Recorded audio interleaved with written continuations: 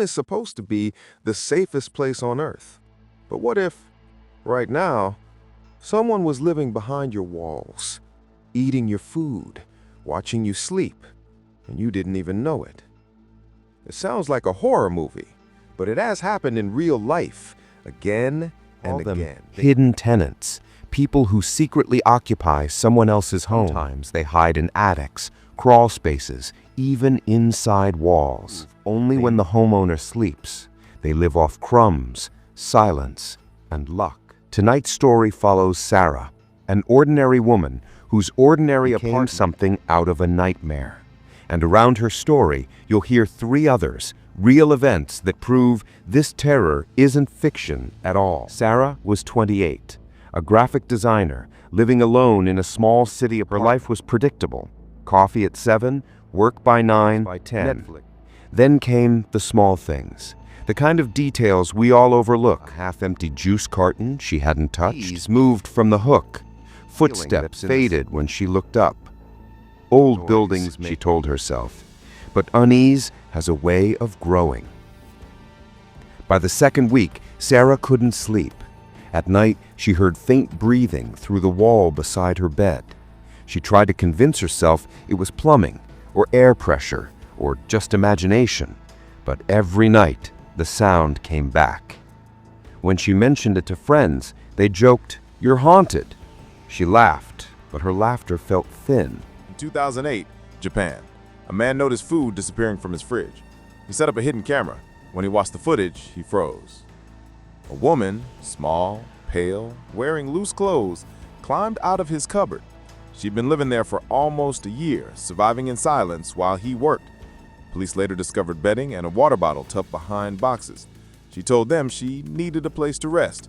No violence, no theft, just quiet intrusion, the kind that makes you doubt every sound afterward. Sarah's anxiety became ritual.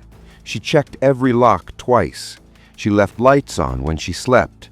Still, the noises persisted. Scratches, the creak of weight shifting above. Then one Tuesday night, rain drummed softly against the window. She muted the TV, and there it was again. A cough, low, human, inside the wall. Pause, suspenseful. She traced the sound to her spare room. Behind a tall bookshelf sat a small panel she'd never noticed. A maintenance hatch, maybe. Her hand trembled as she touched it. A wave of warm air drifted from the gap. She pulled the latch. In a small dark space, 2 eyes stared back. 2013, in Ohio, a woman kept hearing noises in her basement. When police arrived, they discovered her ex-boyfriend living behind the furnace. He'd built a small hideout, complete with bedding and a journal. He'd been there for weeks, watching through vents. The case shocked investigators because there had been no forced entry. He simply never left after a visit. Inside Sarah's wall was gaunt, filthy, terrified.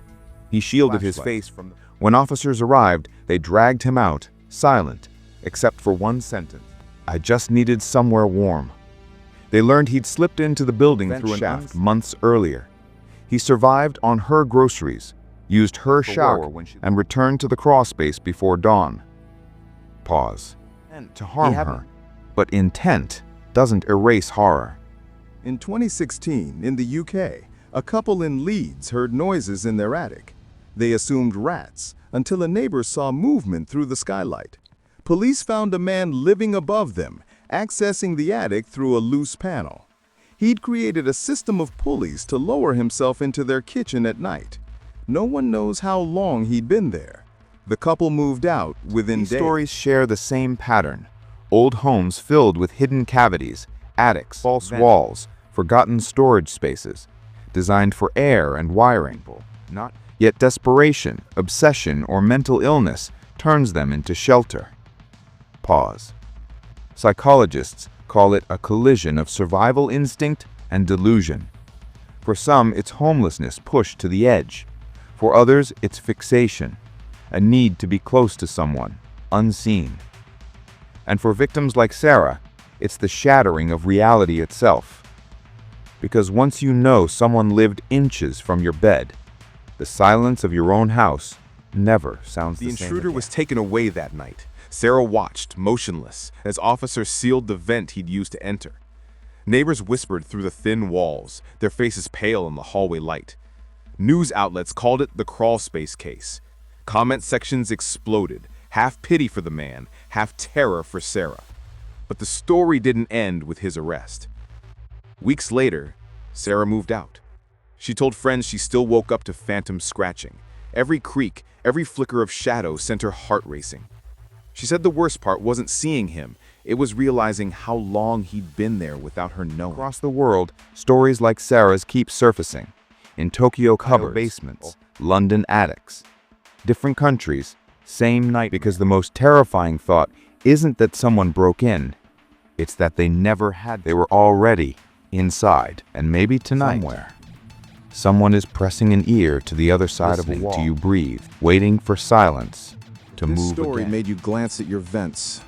Like, share, and subscribe for more true stories that expose the darkness hiding in ordinary life. Stay alert, stay safe. And remember, sometimes the noise in the wall isn't the house settling.